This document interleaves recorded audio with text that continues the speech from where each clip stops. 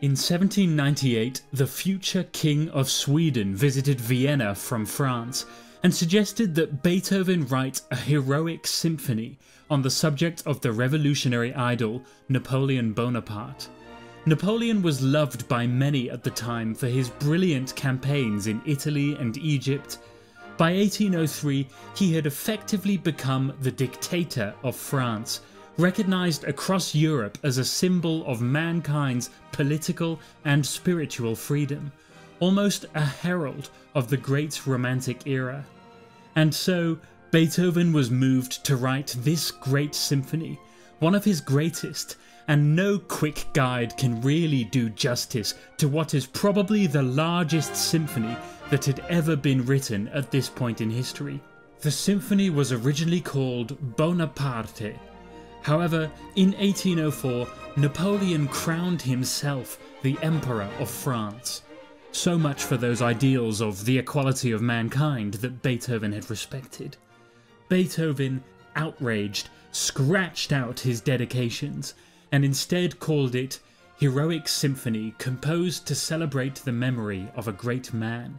And this might be a touch ironic. So, instead, it became known as the Eroica Symphony, meaning heroic, and we might best think of this symphony as an expression of heroic feelings in symphonic form, or as Beethoven using symphonic form to explore the journey of the hero. So, what makes this work heroic? Well, for starters, it marks a significant change in musical style. Remember that Beethoven had started going deaf. In 1802, he wrote his devastating Heiligenstadt Testament, where he tries to admit to his friends that he is forced to remove himself from society because he can no longer hear well enough to interact with other people.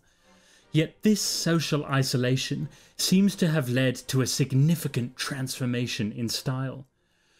What's impressive is that this new style seems to emerge out of nowhere.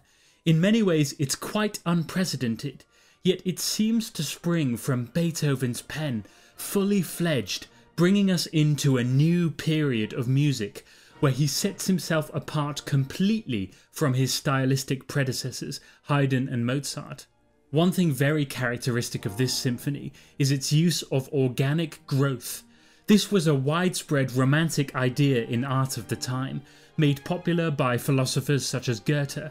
It's the idea that the musical argument, the themes, the structure, everything about this symphony comes about through a sense of natural growth, a sense of process.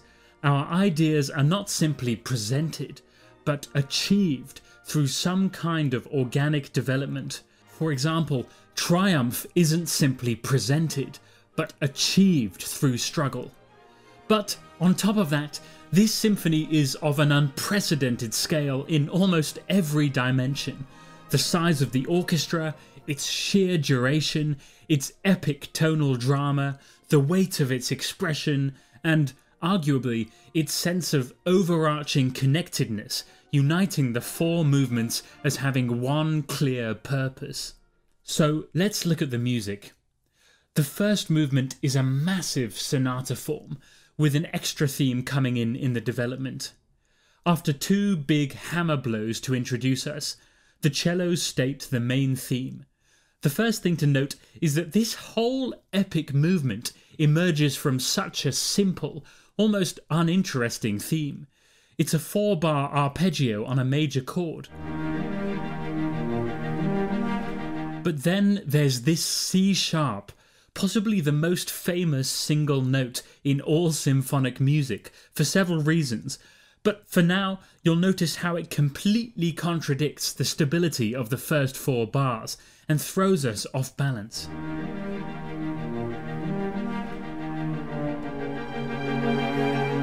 If you remember anything about this symphony, remember this note. Later on, it leads to one of the most astonishing and subtle dramatic strokes in Beethoven's music. This theme is developed and explored until we get to these forceful sforzandos. Taruskin writes that these seem to push hard against a harmonic barrier. until an exhilarating breakthrough to the tonic, a climactic statement of our fanfare motif in tutti. Triumph through struggle, and all of this has emerged fairly organically. There are several important transition themes, this one, this, and this, which leads with a big climax to the second subject in the dominant key. And towards the end of the exposition, we get this rhythmically and harmonically groundbreaking moment.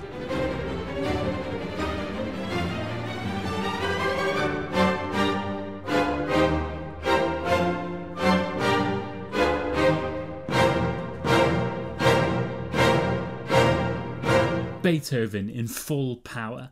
The development continues to take us on this wild ride, expanding sonata form to lengths never heard before. In fact, so much so that, while it is technically the same sonata form used by Haydn and Mozart, it feels like a different beast altogether due to its sheer expansion. We hear our themes from the exposition in all kinds of different dramatic variations. One moment of particular significance is this. First, we hear a fugato.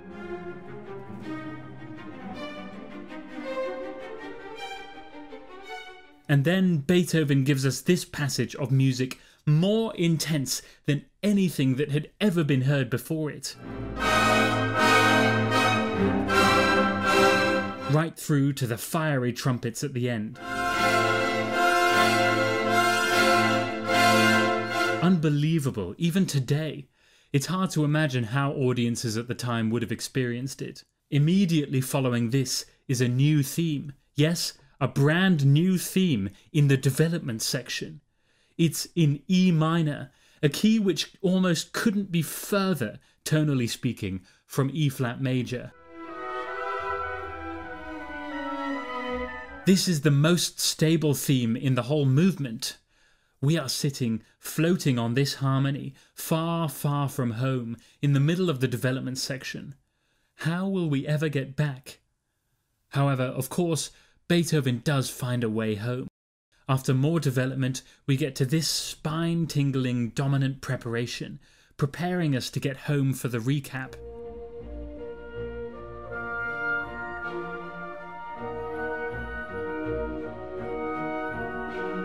However, even this dominant preparation lasts about 60 bars of pure build-up. Famously, it ends with this string passage, which is so quiet that the horn can't contain its enthusiasm anymore and lets out the theme a little early.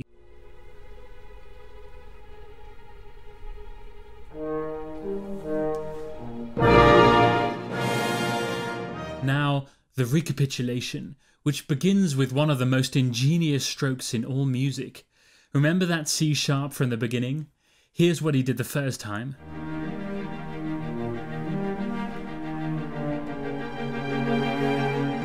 But here's what he does this time.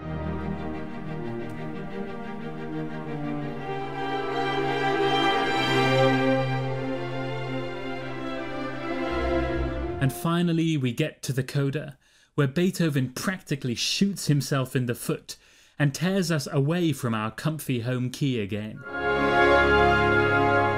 And then he does it again.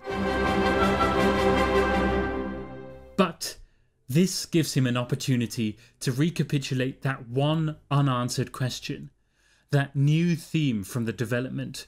It comes back in the coda, and through Beethoven's brilliance, he winds up successfully recapitulating it in E flat minor, the equivalent home key.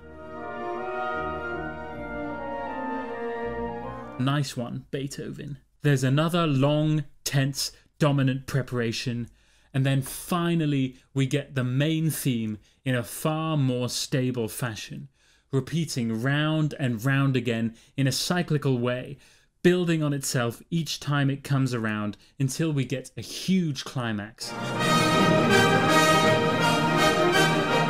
And it ends with these hammer strokes again, mirroring the beginning. It's an amazing feat of structural ingenuity. But that's just the first movement. The second movement is a kind of rondo form. It's famously somber. It seems to express some form of grief, not an individual's grief, but more some kind of deep mass mourning. It's long, and there are several strokes of complete genius. Yet, having mentioned its length, it's also brilliantly concentrated. None of the space is wasted in creating musical drama. The initial theme itself is long and broad.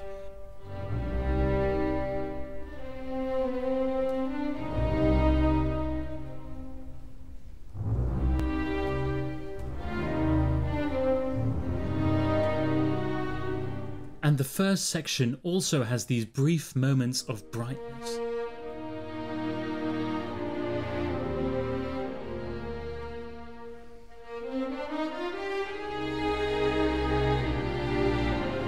Section B has this total C change into the major, a moment of consolation.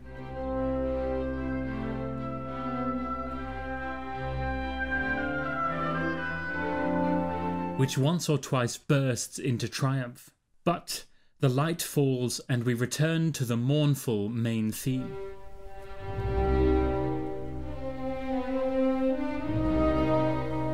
This doesn't last very long, because section 3 bursts through, a solemn double fugue on these two subjects.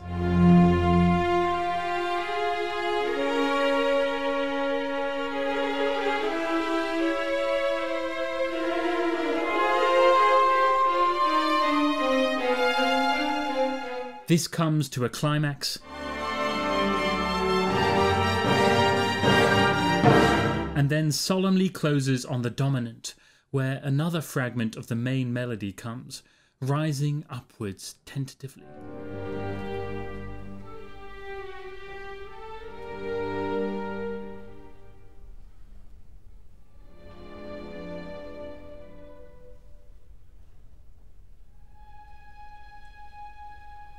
This is suddenly answered by a roar from the depths, a fearful catastrophe.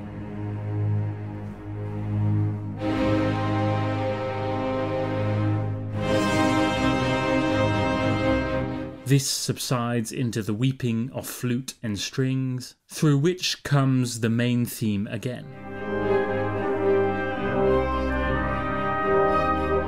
This whole section closes with a sudden change of harmony.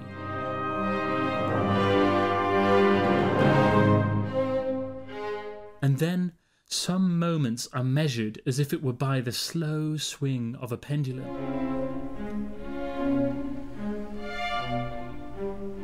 But this brief possibility of consolation dies away, and the movement concludes with a final utterance of the main theme, this time utterly broken by grief.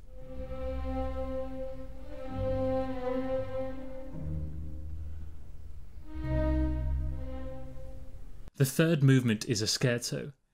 Here, Beethoven has finally attained the goal of replacing the minuet with something on a scale worthy of the rest of a great symphony.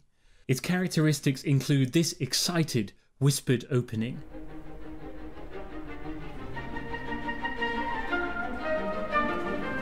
which eventually blazes into fortissimo.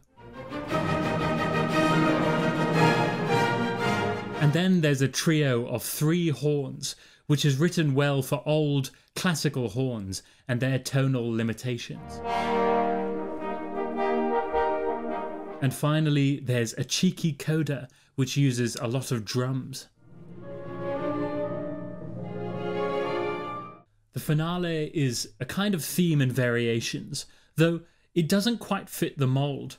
Then again, movements don't really need a clear label. It was a unique form when it first appeared, and it remains unique today. The main theme comes in 3 stages: a bass, a tune, and a fugue. But first, there is this short, fiery introduction, which asserts the wrong key and then corrects itself.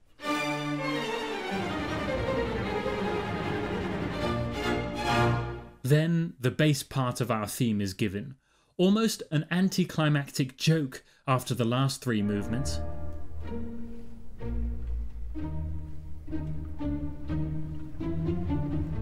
But the second part is quite silly, almost as if Beethoven is laughing at us. Then we get a few variations of respectable counterpoint, and we begin to take this silly bass line seriously as a theme.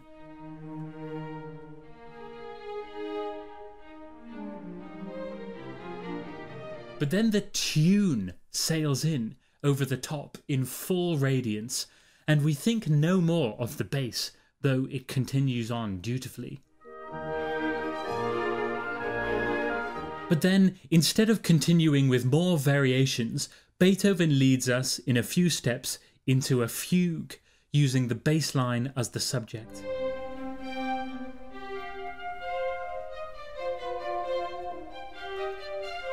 This is worked into a vigorous climax.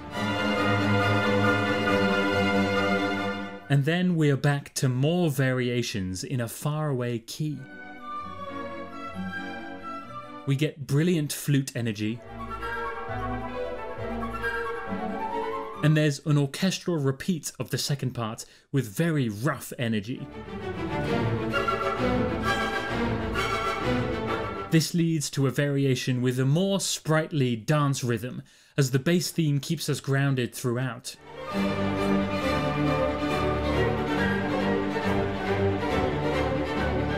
We get more variations, and this all leads to a new fugue.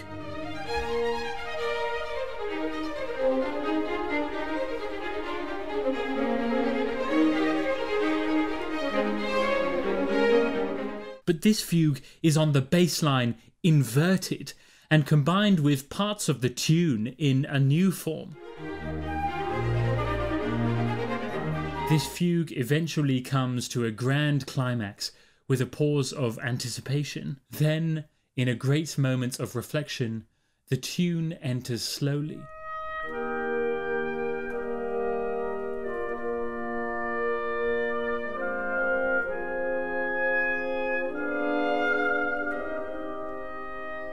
And then luxuriously in the strings.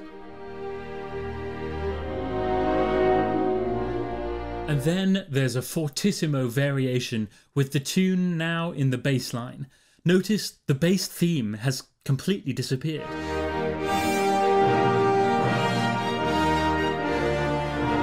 After this climax, the rest is an extremely well-written and profound coda. The music modulates passionately, and then suddenly melts into one final moment of suspense and humanity. But then the orchestra, for the last time, blazes out a larger version of the fiery introduction, bringing the work to a triumphant end.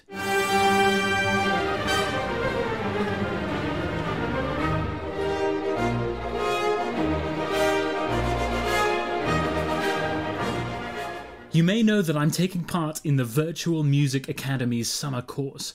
I'll be teaching on form and classical music, but there are huge names there like the opera singer Dame Sarah Connolly, conductor and director Ben Parry, West End star Kelly Matheson, renowned trumpet soloist Matilda Lloyd, and more. It's for young musicians looking for expert guidance in paving a career in music. You'll have contact with world-class musicians who will help you build your own personal roadmap for a career in music. If you're interested in this, then don't delay.